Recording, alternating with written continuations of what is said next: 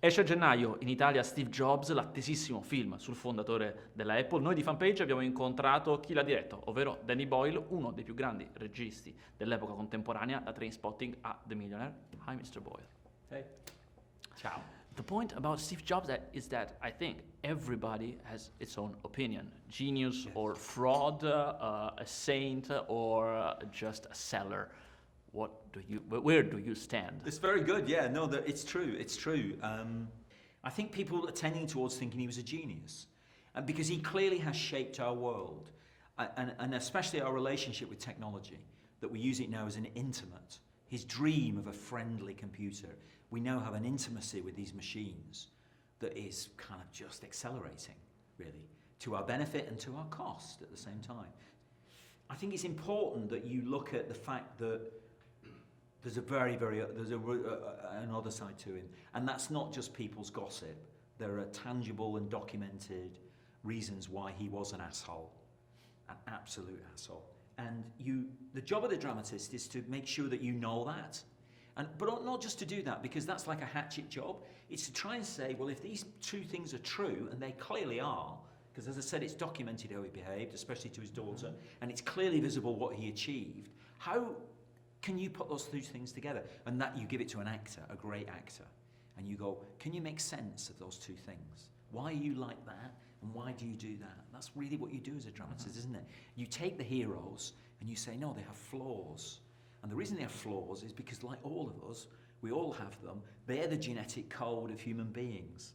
You know, the machines would tell you they can program that kind of stuff out. They can't. But the human beings have those flaws. That's what makes us interesting. And that's what makes drama interesting as well. You know? È un errore di sistema. Riparalo. Riparalo? Sì. Non siamo una squadra di meccanici a Daytona, non si ripara in qualche secondo. Non hai avuto qualche secondo, ma 3 settimane. L'universo è stato creato in un terzo di quel tempo. Beh, un giorno dovrai dirci come ci sei riuscito. Yeah, one gets the feeling, looking at the movie, that you're not among the big fans of Steve Jobs. You got your own opinion. It's not that. It's like the mystifying, desanctifying Steve Jobs. This movie. I acknowledge what he did is extraordinary, and it's like we're still living through it, and we don't quite know where it's going to end up.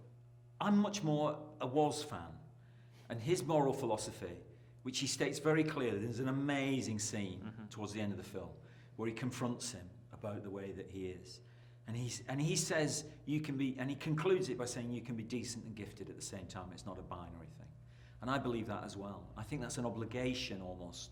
In a way, if you are gifted, and clearly Jobs was gifted, you know, and had a mission, a vision, I think if you are lucky to be that person like that, who's going to change things for everyone, you actually have a moral responsibility to behave well towards people, rather than a feeling of you don't have to care, really, about how you behave towards people. So yeah, I'm more in the was camp, actually.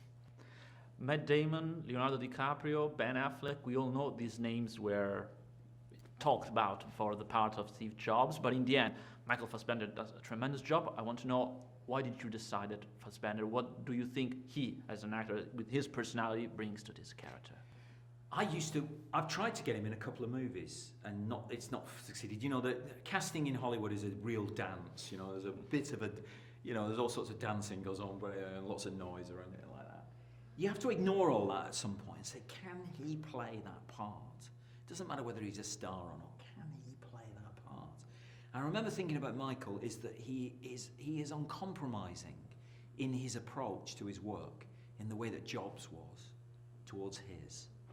You know, there's a ferocious intensity about pursuing, in the actor's term, it's the truth of the character as he and the writer and the director see it. He pursues that. I gotta make this question. The movie is so sweetly implausible that everything happens in 3 times. So how much of the movie is true, is well documented, and how much is fantasy?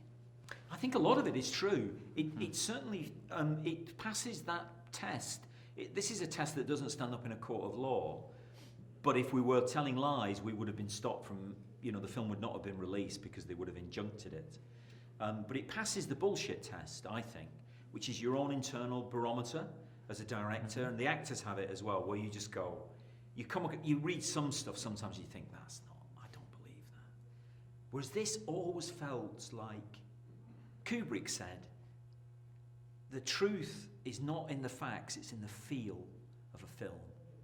And the film, that's what he said, and it's true, I think. It feels truthful to me. So I was very happy that it felt like an honest and truthful portrait of him. But it's not a fact-based. Anyway, listen, facts are unreliable. You ask one person about some facts, they tell you one thing. You know what it's like. You ask somebody else, they tell you something else. You go, hang on a minute, these are meant to be facts. History is just something that we've agreed to agree upon. You know, it's actually very, very challengeable. Whereas the dramatist's job, like Shakespeare, is you take the hero, which is that's the history books. He's a hero, everyone. Well, yeah, all right, maybe he had a few flaws. And you go, no, what did it feel like to be with him, to be in orbit around him?